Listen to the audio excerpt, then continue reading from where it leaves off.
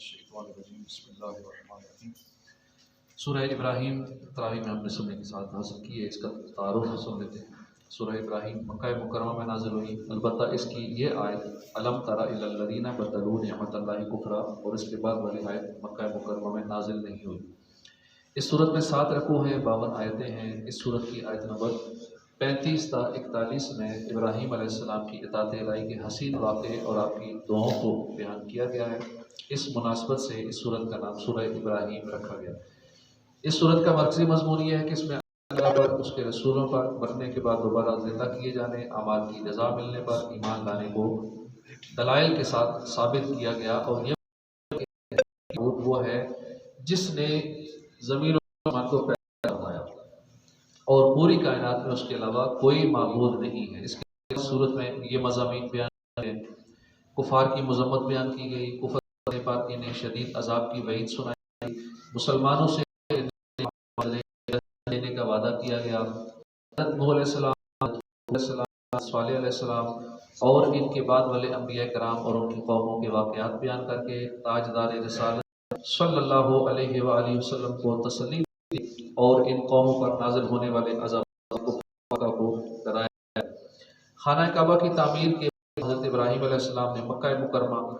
والوں کے لیے امن رزق کی، کے دل خانہ کی طرف مائل ہونے کی، اپنی اولاد کے بتوں کی پوجا سے بچنے کی، خاص قائم کرنے کی توفیق دینے کی، اپنے والدین اور مسلمانوں کی مغفرت کی جو دعائیں مانگی گئی ہیں وہ بیان ہوا۔ ایمان اور کلمہ حق کی مثال پاک درخت سے، جبکہ گمراہی کی مثال خبیث درخت سے کی گئی۔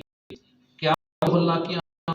کر کے نصیحت کی گئی اور ظالموں کے لیے مختلف قسم کے عذابات بیان کر کے انہیں ڈرایا گیا۔ قیامت کے دن تک عذاب کرنے کی حکمت کی گئی۔ سورہ ابراہیم کی اپنے سے ماقابل رات سورہ رات کے ساتھ مناسبت ہے۔ سورہ رات بیان کیا گیا کہ اللہ تعالیٰ نے اس قرآن کو عربی فیصلے کی صورت میں اور سورہ ابراہیم کی پہلی آیت میں قرآن پاک کرنے کی حکمت بیان کی۔ اسے نازل کرنے کا مقصد یہ ہے کہ نبی کریم صلی اللہ علیہ وسلم لوگوں کو یہ حکم اللہ کے راستے کی طرف نکالے، عزت والا اور سب خوبیوں والا ہے۔ اس کے بعد سورہ ہجر سنی۔ سورہ ہجر کا تعارف یہ مکے میں نازل ہوئی، 6 رکوع ہیں، 99 آیتیں اس میں۔ ہجر مدینہ منورہ اور شام کے درمیان ایک وادی کا نام ہے، اور اس سورت کی آیت نمبر 80 تا 84 میں اس وادی میں رہنے والی قوم جس کا نام تھا قوم ثمود، اس کا واقعہ بیان کیا گیا، تو اس مناسبت سے اس کا نام سورہ ہجر رکھا گیا۔ حضرت عبداللہ بن عمر رضی اللہ عنہ فرماتے ہیں کہ نبی کریم صلی اللہ علیہ وسلم نے ہجر والوں کے بارے میں ارشاد فرمایا کہ تم اس عذاب یافتہ قوم کے پاس سے روتے ہوئے گزرو، اور اگر تم رو نہیں سکتے تو ان کے پاس سے نہ گزرو، تاکہ کہیں ایسا نہ ہو کہ تم پر بھی وہی عذاب آ جائے جو ان پر نازل ہوا تھا۔ حضرت عبداللہ بن عمر رضی اللہ عنہ فرماتے ہیں جب رسول کریم صلی اللہ علیہ وسلم ہجر کے مقام سے گزرے تو ارشاد فرمایا تم کفر کر کے اپنی جانوں کو ظلم کرنے والوں کے گھروں میں روتے ہوئے داخل ہونا، تاکہ تم پر بھی وہی عذاب نہ آ جائے جو ان پر نازل ہوا۔ حضور صلی اللہ علیہ وسلم کو ڈھانپ لیا اور اس وقت آپ اپنی سواری پر تھے۔ مکہ مکرمہ میں نازل ہونے والی دیگر صورتوں کی طرح اس صورت کا مرکزی مضمون بھی یہ ہے کہ اس میں اللہ کی وحدانیت، اس کی قدرت، نبی اکرم صلی اللہ علیہ وسلم کی نبوت، مرنے کے بعد دوبارہ زندہ کیے جانے، اعمال کی جزا ملنے کو کئی طرح کے دلائل سے ثابت کیا گیا ہے، اور اس کے علاوہ اس صورت میں یہ مضامین بیان کیے گئے۔ قرآن پاک کی حفاظت کی ذمہ داری خود اللہ تعالیٰ نے لی۔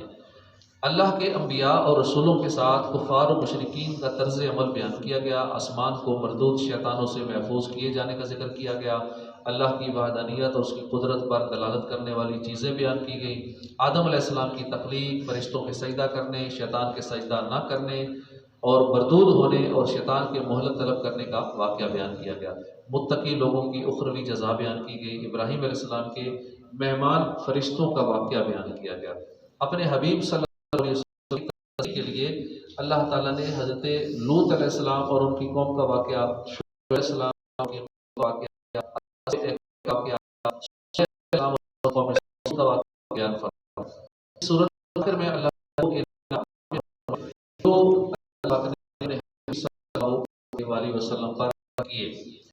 سورہ حجر کی اپنے قبل سورۃ ابراہیم کے ساتھ نسبت یہ ہے، سورہ ابراہیم کے احکام قیامت کے بیان کیے گئے، اس دن زمین کو دوسری زمین سے آسمان کو بدل دیا جائے گا، زمین کو بھی بدل دیا جائے گا، آسمانوں کو بدل دیا جائے گا،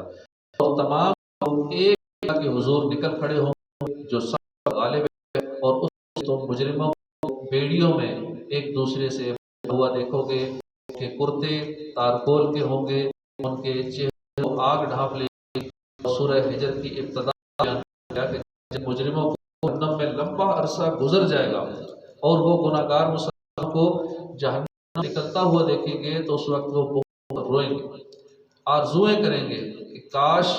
وہ بھی مسلمان ہوتے۔ اس کے بعد سورہ نحل سنی،